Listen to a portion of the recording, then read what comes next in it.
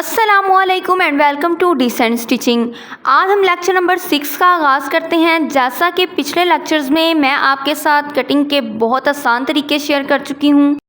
Lecture number 5 में मैंने आपको 3 बुनियादी गलों की कटिंग बताई थी। आज लेक्चर नंबर 6 में मैं आपको गोल गले की कटिंग लाइट सी डिज़ाइनिंग के साथ बताऊँगी और सिलाई करने का तरीका भी सिखाऊँगी। जैसा कि आप देख सकते हैं, डबल फोल्डिंग के साथ मैंने बुकरम लिया है। बुकरम की चौड़ाई 4.5 इंच है और लंबाई 8 इंच है। और गले की चौड़ाई के लिए ऊपर से मैंने 3 इंच पे निशान लगाया है।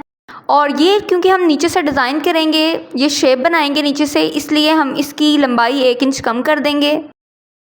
मीन्स के मैंने आपको बताया था नॉर्मल गले की लंबाई 6 इंच होती है, तो हमने 5 इंच इसकी लंबाई लेनी है और इस तरह राउंड शेप को ड्रॉ कर लेना है। जिस तरह मैंने आपको पिछले लेक्चर में समझाया था कि राउंड शेप आपने किस तरीके से ड्रॉ करनी होती है। इस लाइन का आपने हाफ़ कर लेना है। 5 इंच का हाफ़ 2.5 इंच होता है, 2.5 इंच।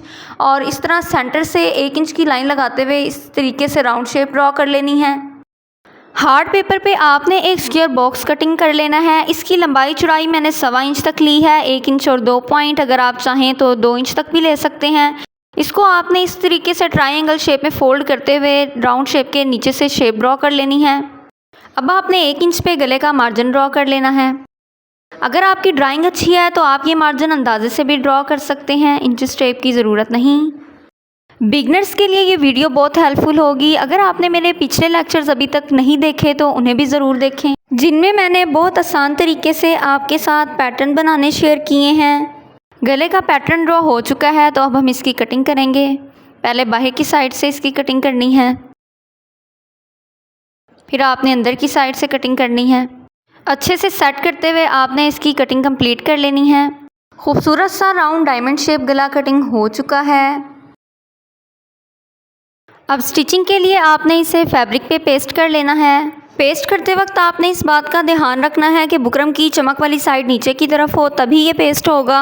और 2-2 पॉइंट का मार्जिन रखते हुए आपने साइड से इसकी कटिंग कर लेनी है और कट्स लगा देने हैं।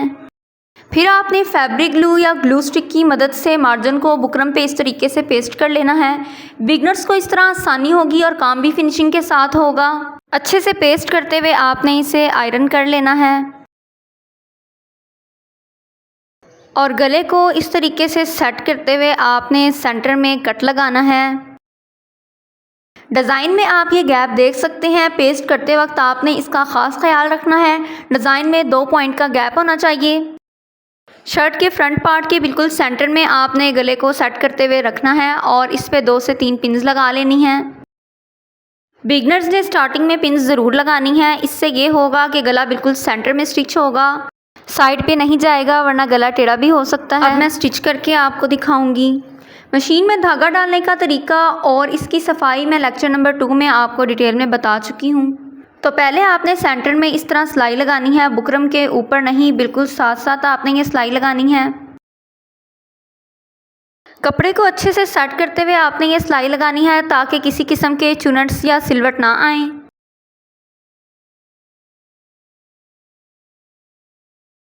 इस तरह गले की एक साइड से सिलाई कंप्लीट करने के बाद आपने दूसरी साइड से भी सिलाई लगा लेनी है, सेम उसी तरीके से बुकरम के बिल्कुल साथ साथ। लास्ट में अच्छे से पक्का करते हुए आपने सिलाई कंप्लीट कर लेनी है।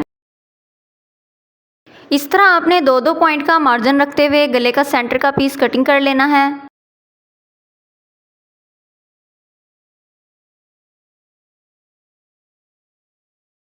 कटिंग करने के बाद आपने छोटे छोटे कट्स लगा लेने हैं। कट्स लगाते वक्त आपने इस बात का ध्यान रखना है कि सिलाई नहीं कटनी चाहिए।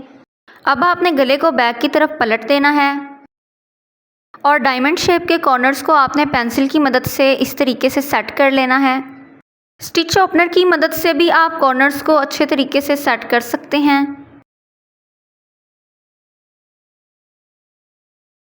यहाँ पर आप अपनी चॉइस के अकॉर्डिंग डोरी टसल्स भी लगा सकते हैं। मैं यहाँ पर आपको पल्स अटैच करने का तरीका बताऊंगी।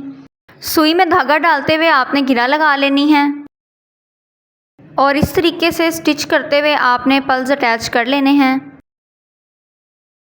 मैं यहाँ पर 3 से 4 पल्स अटैच कर रही हूँ। आप अपनी चॉइस के अकॉर्डिंग यहाँ पे बटन भी लगा सकते हैं, या अगर आप सेंटर में एक मोती लगाना चाहें तो आप एक मोती भी लगा सकते हैं।